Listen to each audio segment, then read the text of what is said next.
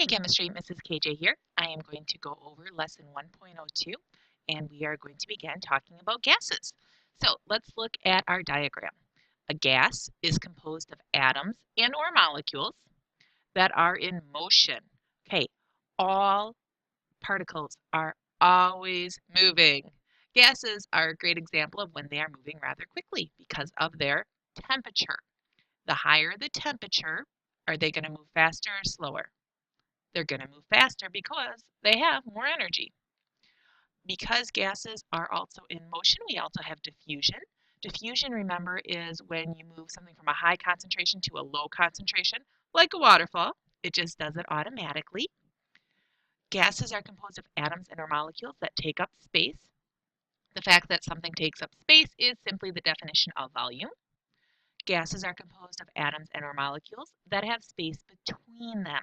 So because the molecules have space in between them and they bump into each other, the space and how much there is and the bumping in causes pressure.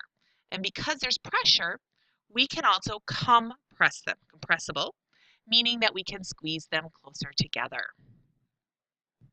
So the goals for this lesson: explain and apply standard temperature and pressure, which is abbreviated STP, in measuring gas volume.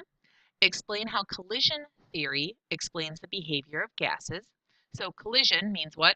Things are running into each other. So the fact that the atoms are moving and running into each other is going to affect the behavior of the gases. Define compressibility as it relates to gases. Explain how random motion of molecules and their collisions with a surface relate to the surface pressure in gases. So we're going to be talking about how the fact that they're not just always going in the same direction, okay? It's not a disco party, right? No, they're going all random direction, bumping into each other, and that is going to play a part in pressure. We're going to relate the random motion of molecules to the diffusion of gases and explain standard temperature and pressure.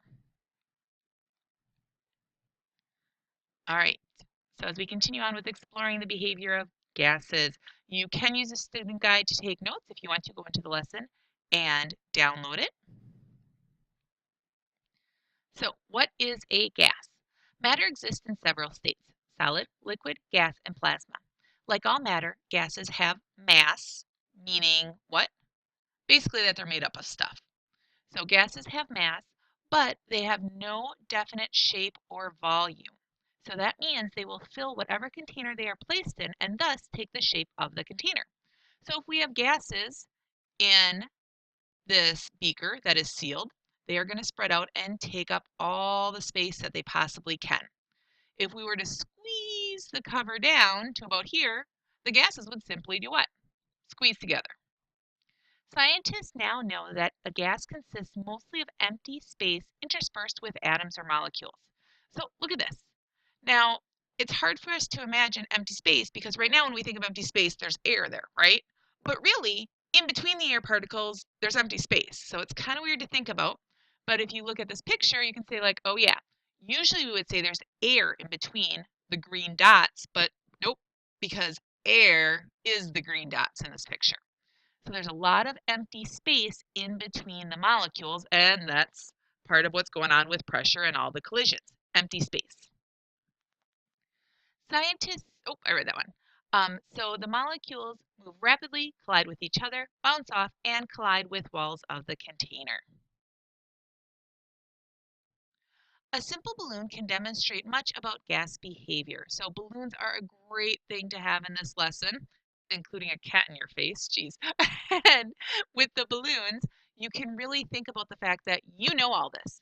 You know how this stuff works. You just need to apply it to things that you've done since you've been 4 years old. A simple balloon can demonstrate much about gas behavior. What happens when you blow into a balloon? You see that it expands to a certain size. But what determines that size? How big does the balloon get? Okay, so stop and think. You know that, right? How big does the balloon get is based off what? How much air you put into it, how many molecules you put into it. So the more molecules of gas, the bigger something is, increases the volume. What factors influence the size of the balloon, specifically the volume of the gas inside? So we got the easiest answer, and we're going to look at a few other things that play a part. These were some of the same types of questions asked by chemists in the 1600s to the 1800s. Blow into the balloon again. What happens? It gets bigger. In the first breath, you placed a fixed amount of air or molecules into the balloon. By fixed amount, we just mean a certain amount. In the second breath, you add more air molecules in the balloon. What can you conclude about the volume of a balloon and the amount of air inside? If you said the volume gets larger as the amount of air inside increases, you are correct. Now, this is where we want to start thinking. Did the conditions in the room change? Did anything else around me really change while I was breathing into the balloon? No. One behavior of gases you can see is that the volume of a balloon is proportional to the amount of gas in a balloon, as long as you maintain constant temperature and pressure. So let's look at the picture. One behavior of gases is that the volume is proportional to the amount of gas if temperature and pressure are constant. This is what I suggest writing down for your notes. So number one, you can just write volume of a gas is proportional to the amount of gas if the temperature and pressure are constant. Now, proportional means what? When one increases, so does the other. So, as the amount of gas increases, so does the volume. Okay, so that's what we mean by proportional. And yep, you do need to know that term proportional. So simply, maybe just at the end, write volume up equals amount of gas up. And amount of gas up equals volume up, assuming the temperature and pressure are constant. Because when you change those things, we're going to have more changes coming up. So let's talk about pressure. Gases exert a pressure. Okay, you already knew that.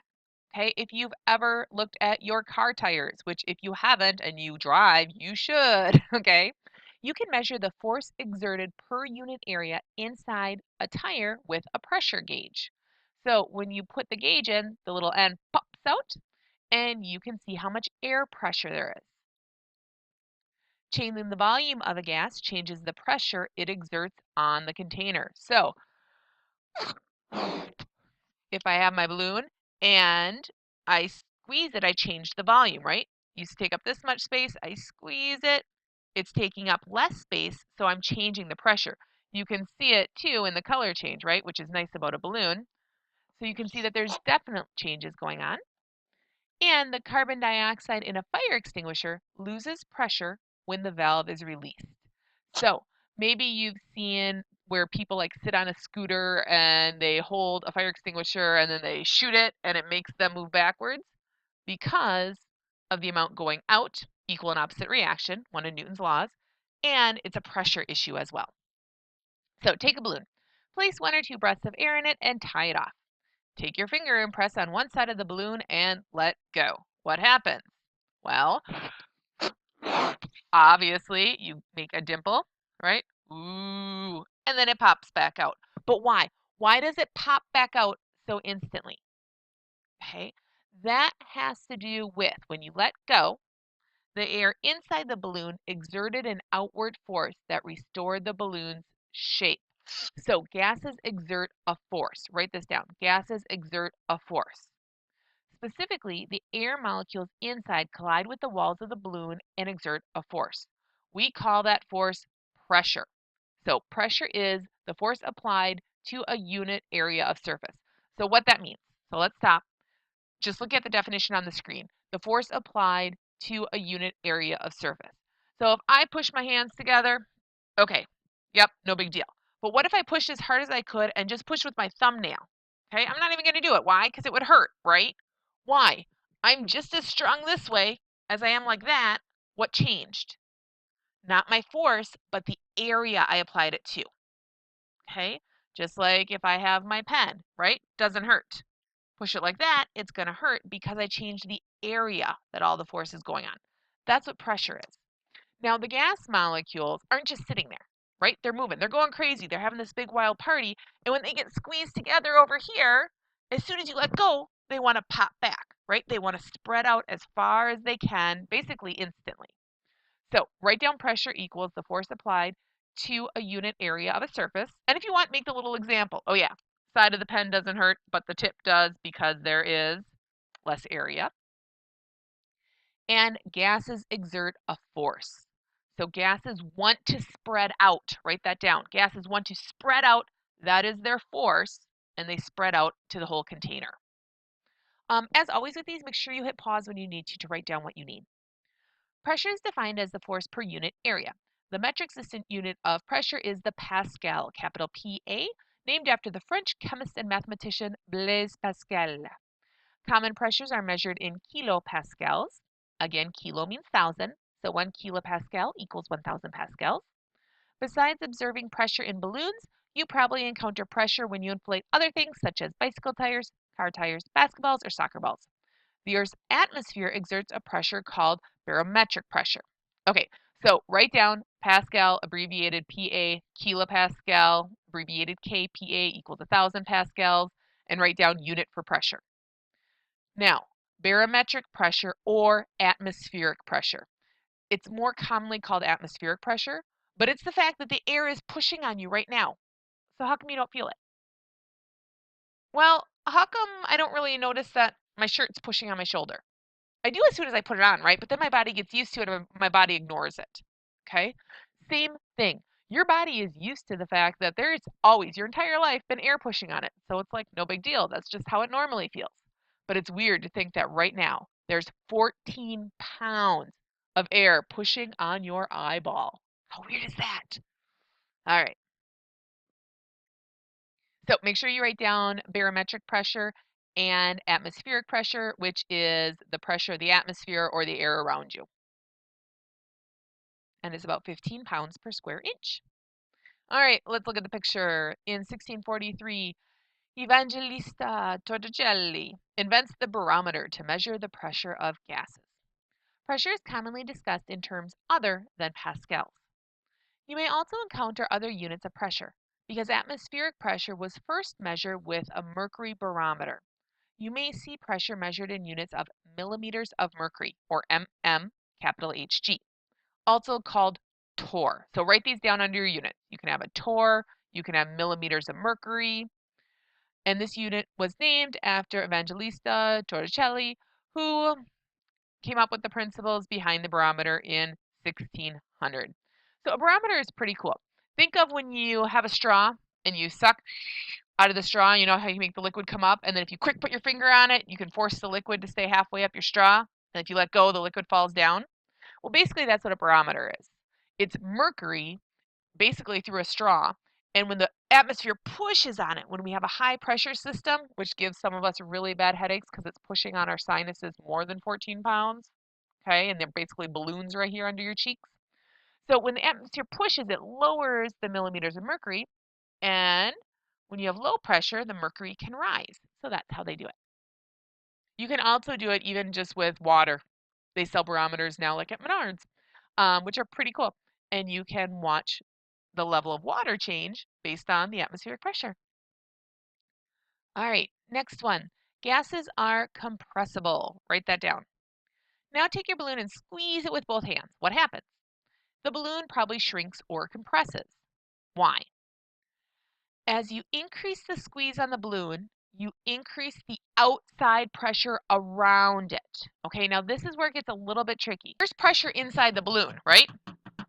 There's pressure because the gas molecules are pushing back every time I hit it. There's pressure inside and there's pressure outside. So be careful that you're thinking about what pressure we're talking about. So I have the volume of the balloon and I'm adding outside pressure, which causes the volume to what? Increase or decrease? Causes it to decrease, right? So as you increase the squeeze on the balloon, you increase the outside pressure on the air that's inside the balloon. Because the air inside is mostly empty space, the volume shrinks because the molecules get closer together. This is a feature of gases. They are compressible. So when you increase pressure, the volume what? Decreases. So that's called an inverse, not proportional, inverse, I-N-V-E-R-S-E, inverse relationship. When the pressure goes up, whoa, the volume goes down. Fill another balloon with water and tie it off. Now try squeezing it again. So if I have a water balloon, what's going to happen? Well, if I fill it all the way up, I can't compress it very much, can I? I can try to, but really there's not much I can do. So you'll probably find that if the balloon shrinks at all, Getting it to shrink requires a lot more pressure, and we can't get it to shrink very much.